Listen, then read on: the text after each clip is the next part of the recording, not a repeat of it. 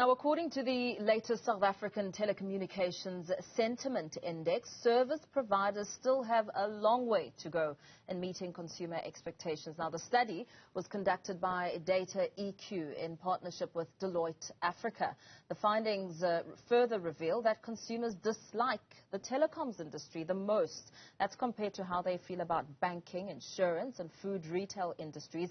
This is despite the telecoms industry's work to augment its network capacity with additional fibre and wireless deployments last year. To explain this further, we're joined by Liska Kloppers, a telecoms lead at DataEQ. Very good evening to you. Thank you so much for your time. South Africans consumers are clearly unhappy. What did the latest sentiment index reveal? Hello, Paul. Thank you so much for having me. It's always a privilege to be here. I think what we did is compared the sentiment, and by sentiment we're talking about net sentiment to the telecoms in South Africa. So we're looking at all conversation about any of those industries, telecoms, banking, insurance, and retail, and then taking the positive conversation less the negative conversation and see where they land. And telecoms, as you mentioned, coming out significantly negative at negative 30%. With banking at negative 7.5 for the last index that we did, and insurance and retail actually netting out positive. So quite interesting. I think the telcos companies under a lot of strain at the moment, or in 2020 and 2021 with lockdown and the added kind of pressure and demand from consumers to be able to meet the needs of work and education and retail and security and entertainment from home. That need to stay connected is so crucial. And I think from a consumer perspective, the telcos are not putting interventions in place fast enough to make sure that is the case. And what did the findings have to say about the network providers themselves? So interestingly, we saw very little movement in terms of sentiment from 2020 to 2021. When we compare sentiment around three key aspects being network quality and reliability, the pricing around that, and then customer service, we saw very little change, and we expected some change. 2 years down the line, you would think there would have been some interventions to be able to start meeting those needs with the growth and demand. I think there is some sort of, let me call it compassion that we can give to the telcos to say, on a network perspective, we can understand that they're under a lot of pressure, particularly with things like spectrum allocation and that taking so long for that auction to take place. And then also with the likes of Eskom in 2021 being a record year with the incidence of load shedding. And that puts a huge amount of pressure on the telcos to be able to keep people connected and also the cost to do so. But the other aspect that we looked at being customer service is something that's well within their means to be able to change. And I think consumers are used to a certain level of digital service and digital kind of experience from various kind of brands around the world and within South Africa. I mean, if you just think of how retail entities in South Africa have been so responsive over lockdown to try and improve, being able to meet the needs of consumers where they're at. Whereas I think that the telcos are falling short in that aspect and definitely have some room to grow and some room for someone to start disrupting that market and being the leader. And what about the telecoms efforts in the additional fibre and wireless deployments that we saw last year? Yeah, I think from a consumer perspective, which is what we're looking at, right? So we're looking at just unsolicited organic conversation online and people's feedback around those experiences. From a consumer perspective, it hasn't had enough of an impact. Whether that was also, kind of almost negated by things like load shedding and the lack of spectrum. From a consumer perspective, it doesn't seem to have had enough of an impact on the quality of network and the ability to stay connected. It might be a case of the telcos adding things like UPSs rather than just a modem to make sure that people, when there's load shedding, they actually stay connected. So it's not necessarily a network issue, but the kind of the electricity behind that. So just an idea, I suppose, to throw out there. And overall customer service is important to a consumer. What was said about customer service as the rankings came on the network providers? Interestingly, the only entities, so we're looking at Telkom, Vodacom, MTN, Cell C, and Rain, the only entity to see an improvement in sentiment around service was Telkom. And I think part of that could be due to the implementation of their bot, which just meant that people had an initial response quickly. It didn't necessarily lead to a quicker resolution, but I think it's getting the ball rolling for them. And obviously trying to work on that process with the bot and obviously being able to escalate to a person. Whereas the others, there didn't seem to be much in the way of different strategies and changing things around customer service.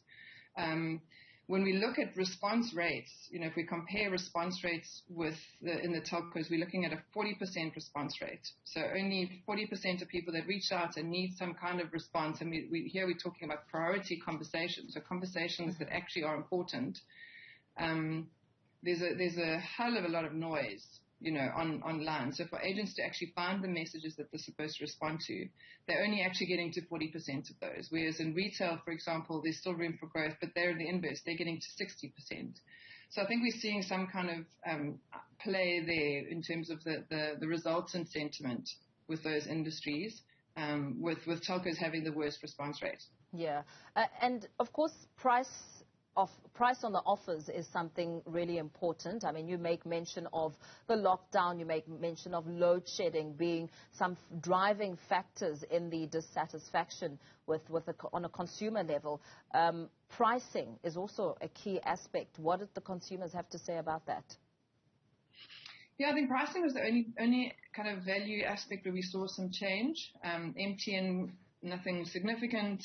But Telkom, Cell C, and Vodacom specifically had significant kind of upticks in the sentiment around their pricing with a lot of initiatives, I think, put in place in 2021 with new offers from, the Monati deals with Telkom, the, home connector deals with Cell C, and Vodacom doing some kind of strategic price cuts from their side.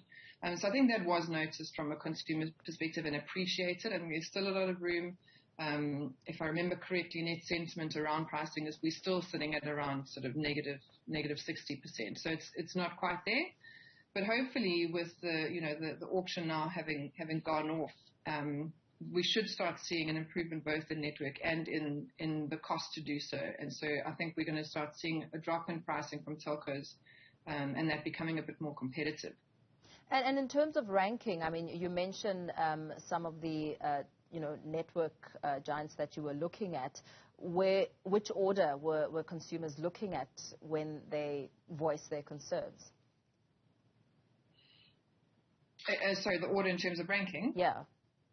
Okay, so MTN held their first place overall. So we also split it out looking at overall sentiment and then conversation related to reputational efforts and operational efforts. So MTN leading both in overall and in reputational conversation. Vodacom, unfortunately, had a lot of backlash around their bid for a telecoms license in Ethiopia with the unrest that was going on there at the time in the Tigray region, and consumers just feeling that it was sort of an unethical bid to support a government amidst all of that, the kind of unrest that was going on there. With operational sentiment, interestingly, Telkom came out at the top. All telcos still sitting significantly in the red, sitting with a net negative sentiment around operational sentiment. But of those, Telkom was sitting at the top, if I remember correctly, also around negative 50%, but the best of the lot, if I can put it that way. I suppose this is a massive wake-up call to the industry, just, taking stock on how they should perhaps try and focus on their reputational efforts and really just improve. I mean, did you get any sort of response from the networks that you were looking at there? We did, yeah. We had an opportunity to meet with all of them ahead of time. We felt it prudent to kind of show them the results and discuss it. Not that it would change the results, but I think it does give a lot of operational insights for strategic intervention, as you say. Mm-hmm. So, and obviously we are trying to kind of represent the voice of the consumer here, and we do want to affect that kind of change.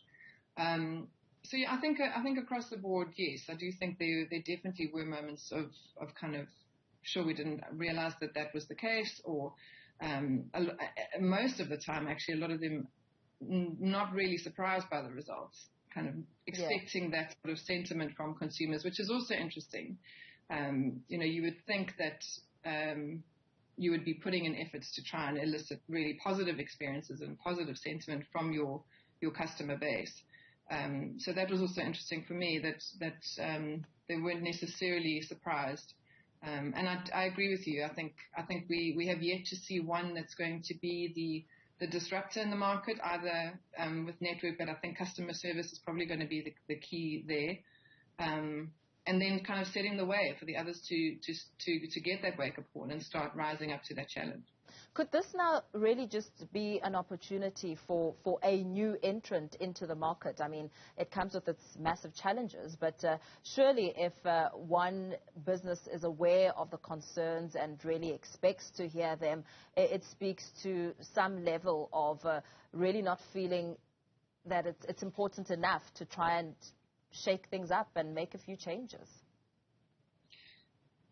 I think it's very difficult to be a new entrant in a telco space, because you've got things like the spectrum allocation. It's a massive sort of outlay to put all those systems up and get things up and running. I mean, Rain is now the new entrant, and we've been expecting to see good things from them. I think there was a lot of positivity and a lot of kind of anticipation around the Rain offering in 2020.